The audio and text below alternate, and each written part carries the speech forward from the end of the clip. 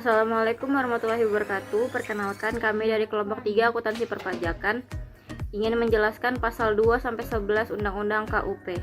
Perkenalkan, saya sebagai ketua kelompok 3 Noni Pranabila, nomor absen 3 NIM 996-2019-054 dari kelas 2 PK 3. Perkenalkan, saya Nada Salsabila Purnama dengan NIM 96-2019-053, nomor absen 2. Perkenalkan, nama saya Sinifatika Sari dengan NIM 96-2019-055. Assalamualaikum warahmatullahi wabarakatuh. Nama saya Rizka Andrevi dengan NIM 96-2019-071, nomor absennya 19. Perkenalkan, nama saya Ratnalayu dengan NIM 96-2019-070. Perkenalkan, nama saya Nabila Sonia Sahada dari kelas 2 PK 3 dengan NIM 96-2019-075. Di sini saya akan membahas pasal 8. Terima kasih. Pasal 2 ayat 1. Setiap wajib pajak yang telah memenuhi persyaratan subjektif dan objektif itu dengan ketentuan peraturan perundang-undangan perwajiban pajak mendaftarkan diri pada kantor direktorat yang wilayah kerjanya dan tempat kedudukan wajib pajak itu meliputi tempat tinggalnya. Lalu akan diberikan nomor NPWP. Serta ada pasal 2 ayat 2, yaitu setiap wajib pajak yang sebagai pengusaha dikenai biaya pajak berdasarkan undang-undang pajak. Pertambahan nilai dan perubahannya itu wajib melapor usahanya pada kantor Direktorat Jenderal Pajak. Pasal 2 ayat 3, yaitu Jenderal Pajak itu menetapkan tempat pendaftaran, tempat pelaporan usaha yang ditetapkan pada ayat 1 dan ayat 2 yang meliputi wilayah kerjanya, tempat tinggal, serta tempat kegiatan usaha yang dilakukan. Lalu ada pasal 2 ayat 4. Pasal 2 ayat 4 itu Direktur Jenderal Pajak menerbitkan NPWP dan mengukuhkan pengusaha kena pajak secara jabatan apabila wajib pajak tidak melaksanakan kewajibannya sebagaimana yang dimaksudkan pada ayat 1 dan ayat 2.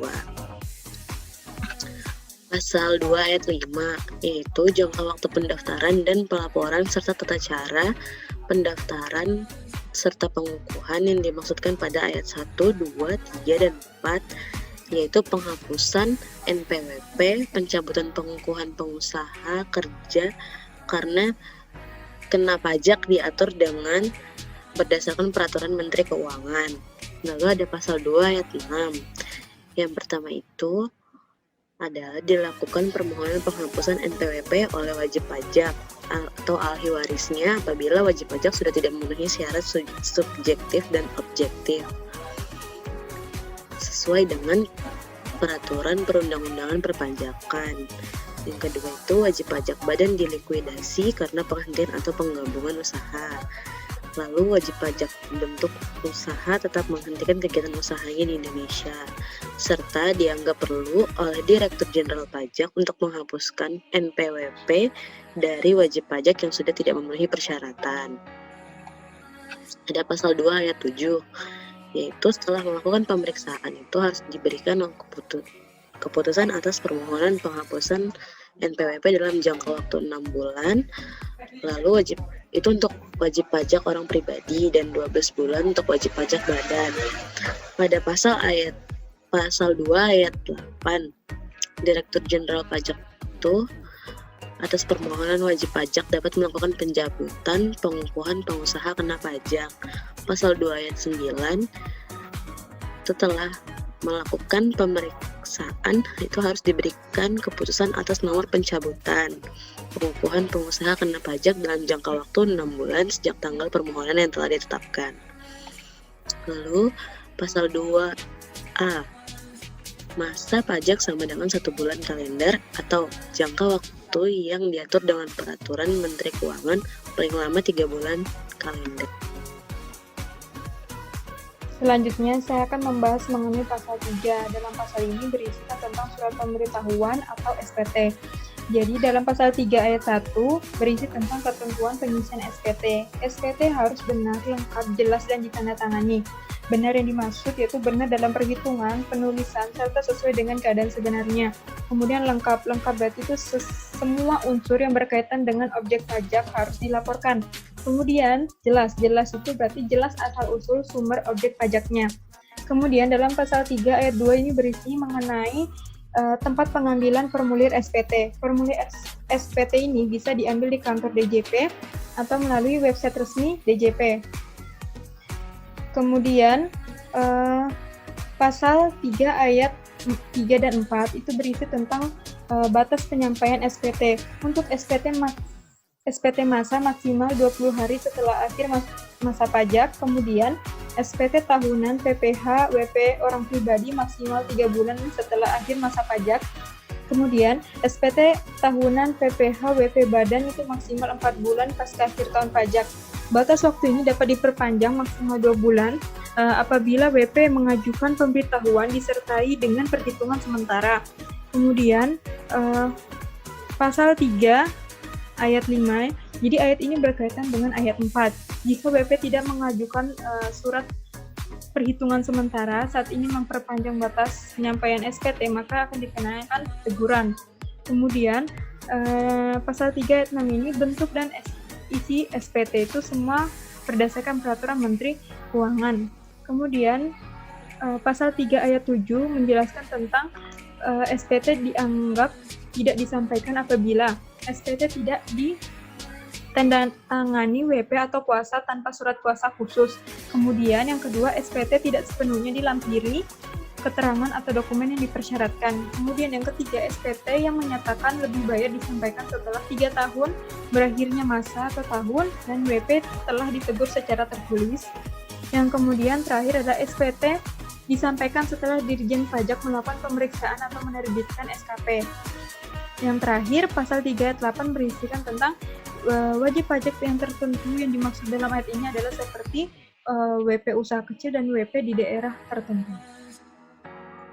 Selanjutnya saya akan menjelaskan pasal 4, 5, 6, dan 7.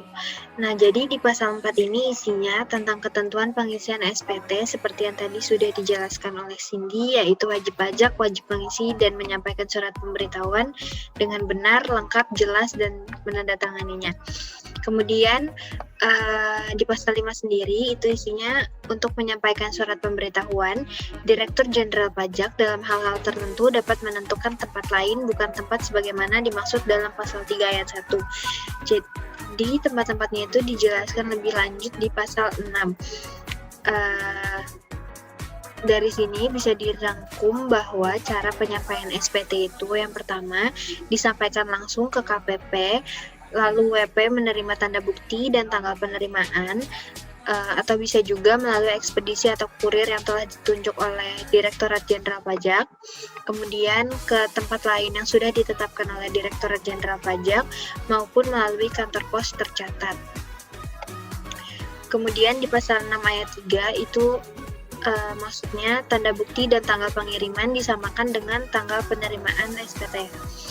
Nah, di pasal 7 sendiri ini isinya tentang sanksi administrasi keterlambatan dan tidak disampaikannya SPT. Bisa kita lihat bahwa dikenai sanksi administrasi berupa denda sebesar 500.000 untuk surat pemberitahuan masa pajak pertambahan nilai, kemudian Rp100.000 untuk surat pemberitahuan masa lainnya, dan sebesar Rp1.000.000 untuk SPT tahunan penghasilan wajib pajak badan, serta sebesar Rp100.000 untuk surat pemberitahuan tahunan pajak penghasilan wajib pajak orang pribadi.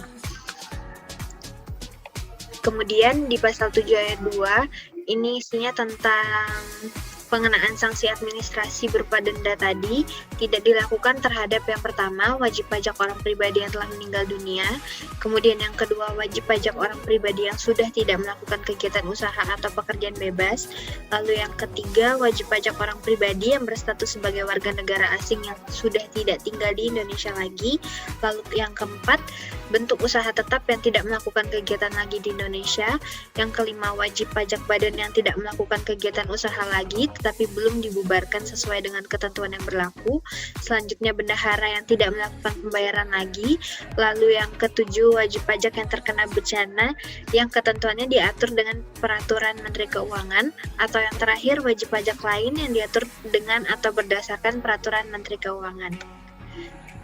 8, wajib pajak dapat membetulkan surat pemberitahuan tahunan dengan menyampaikan pernyataan tertulis dengan syarat DJP belum melakukan tindakan pemeriksaan. Pasal 8 ayat 1 kan paling lama 2 tahun sebelum kadaluarsa penetapan. Pasal 8 ayat 2 dikenakan sanksi 2% per bulan atas jumlah pajak yang kurang dibayar. Pasal 8 ayat 3, wajib pajak tidak akan dilakukan penyelidikan apabila wajib pajak dengan kemauan sendiri mengungkapkan ketidakbenaran perbuatannya dengan disertai pelunasan kekurangan pembayaran terhutang beserta sanksi administrasi berupa denda sebesar 150% dari pajak yang kurang dibayar. Pasal 8 ayat 4, DJP melakukan pemeriksaan dengan syarat DJP belum menerbitkan surat ketetapan pajak. WP dengan kesadaran sendiri dapat mengungkapkan dalam laporan tersendiri tentang ketidakbenaran pengisian SPT yang telah disampaikan. Selanjutnya pasal 8 ayat 5, pajak yang kurang dibayar. Selanjutnya pasal 8 ayat 5, pajak yang kurang dibayar yang timbul sebagai akibat pengungkapan ketidakbenaran pengisian SPT dapat dikenakan sanksi berupa kenaikan sebesar 50%. Selanjutnya pasal 8 ayat 6, wajib pajak menerima surat ketetapan pajak, surat keputusan keberatan, surat keputusan pembetulan, putusan banding, atau putusan peninjauan kembali tahun pajak sebelumnya sebelum dilakukan tindakan pemeriksaan dan disampaikan dalam jangka waktu 3 bulan setelah surat atau putusan diterima. Berikut adalah contoh dari pasal 8. PT ABC melaporkan SPT pajak penghasil tahunan 2010. Keterangannya sebagai berikut: penghasilan neto sebesar 300 juta, rugi berdasarkan SPT tahun 2009 sebesar 100 juta, dikurang 300 dikurang 100 juta mendapatkan penghasilan kena pajak sebesar 200 juta. Setelah itu dilakukan pemeriksaan surat pemberitahuan tahunan pajak penghasil tahun 2009 pada tanggal 6 Mei 2012 diterbitkan surat ketetapan pajak yang menyatakan rugi fiskal sebesar 50 juta. Sehingga keterangannya sebagai berikut: 300 penghasilan neto 300 juta, rugi menurut ketetapan pajak tahun 2009 sebesar 50 juta. Sehingga 300 dikurang 50 juta menghasilkan kena pajak sebesar 250 juta. Maka penghasil kena pajak tahun 2010 adalah 250 juta, hasilnya dapat dari 300 juta dikurang 50 juta. Kemudian yaitu pasal 9, berisi tentang yang pertama yaitu tanggal jatuh tempo dan penyetoran pajak yang terutang paling lama 15 hari setelah saat terutangnya pajak. Kemudian, apabila penyetoran atau pembayaran pajak dilakukan setelah tanggal jatuh tempo, maka akan dikenakan sanksi sebesar 2% per bulan. Langsung saja ke contohnya. Angsuran masa pajak penghasilan pasal 25 PPA tahun 2008 sejumlah 10 juta per bulan. Angsuran masa Mei tahun 2008 dibayar tanggal 18 Juni 2008 dan dilaporkan tanggal 19 Juni 2008. Apabila pada tanggal 15 Juli 2008 diterbitkan surat tagihan pajak, maka sanksi bunga dalam surat tagihan pajak yaitu sebesar 1 dikali 2% dikali 10 juta sama dengan 200.000 per bulan. Selanjutnya yaitu surat tagihan pajak, surat ketetapan pajak kurang bayar, surat ketetapan pajak kurang bayar tambahan, surat keputusan keberatan, surat keputusan pembetulan, putusan banding serta putusan peninjauan kembali yang menyebutkan jumlah pajak yang harus dibayar bertambah harus dilunasi dalam jangka waktu 1 bulan sejak tanggal diterbitkan. Tetapi bagi wajib pajak usaha kecil dan wajib pajak di daerah tertentu, jangka waktu pelunasan dapat diperpanjang paling lama yaitu 2 bulan sesuai dengan ketentuan yang diatur berdasarkan peraturan Menteri Keuangan. Kemudian yang terakhir yaitu Direktur Jenderal Pajak atas permohonan wajib pajak dapat memberikan kelonggaran untuk mengangsur atau menunda pembayaran pajak paling lama yaitu 12 bulan. Next yaitu pasal 10 untuk penjelasan ayat 1 dan ayat 1A cukup jelas. Lalu untuk ayat kedua yaitu tata cara pembayaran dan pelaporannya serta tata cara mengangsur dan menunda pembayaran pajak diatur pada Undang-Undang Menteri Keuangan yang diharapkan dapat mempermudah pelaksanaan pembayaran dan administrasinya. Lalu next pasal 11 untuk penjelasan ayat 1 Jika setelah diadakan penghitungan jumlah wajib pajak sebenarnya terutang jumlah kredit selisih lebih, maka wajib pajak berhak meminta kembali kelebihan pembayaran pajak dengan catatan wajib pajak tersebut tidak mempunyai utang pajak. Dalam wajib pajak hal ini masih mempunyai utang pajak meliputi semua jenis pajak baik di pusat maupun daerah dan cabang-cabangnya. Lalu untuk ayat 1A itu cukup jelas, lalu untuk ayat yang kedua, untuk menjamin kepastian hukum bagi wajib pajak dan ketertiban administrasi, batas waktu pengembalian kelebihan pembayaran pajak ditetapkan paling lama 1 bulan. Untuk surat ketetapan pajak lebih bayar sebagaimana dengan pasal 17 ayat 1, dihitung sejak tanggal diterimanya permohonan tertulis tentang pengembalian kelebihan pajak dalam pasal 17 ayat 2 dan 17B, dihitung sejak tanggal penerbitannya. Lalu kelebihan pajak sebagaimana dimaksud dengan 17C dan 17D dihitung sejak tanggal penerbitannya. Dan untuk surat keputusan keberatan dan lain-lain dihitung sejak tanggal penerbitannya. Lalu untuk surat keputusan banding dihitung sejak diterimanya putusan banding oleh kantor direktorat. Lalu yang terakhir, untuk putusan peninjauan kembali dihitung sejak diterimanya putusan peninjauan kembali oleh kantor direktorat jenderal pajak yang berwenang. Untuk ayat ketiga, untuk menciptakan keseimbangan hak dan kewajiban bagi wajib pajak melalui pelayanan yang lebih baik, diatur bahwa setiap keterlambatan dalam pengembalian kelebihan pajak dari jangka waktu sebagaimana dimaksud dengan ayat 2, kewajiban pajak bersangkutan diberikan imbalan bunga sebesar 2% per bulan.